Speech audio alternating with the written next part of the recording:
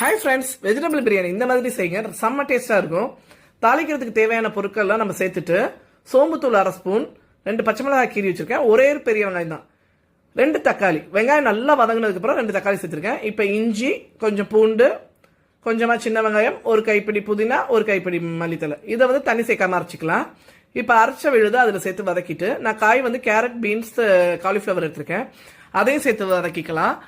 வதங்கிட்டு இருக்கும்போது நம்ம வந்து பிரியாணி செய்ய ஆரம்பிக்கும் போதே நான் அரிசியை ஊற வச்சுட்டேன். அப்படி ஊற வச்சிங்கன்னா கரெக்டாக இருக்கும், கணக்கு உங்களுக்கு வேகிறதுக்கு சூப்பராக இருக்கும், பிரியாணியும் உதிரி உதிரியாக இருக்கும்.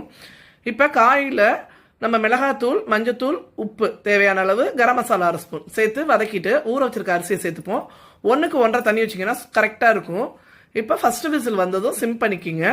சிம் பண்ணிவிட்டு அடுத்த விசில் வந்ததும் ஆஃப் பண்ணிங்கன்னா கரெக்டாக இருக்கும் உங்களுக்கு. இப்போ நான் குக்கர்லேயே வைக்காமல் பாத்திரத்துக்கு மாற்றிட்டுட்டேன். இப்படி மாற்றினீங்கன்னா அரிசி உதிரி உதிரியாக இருக்கும், பிரியாணி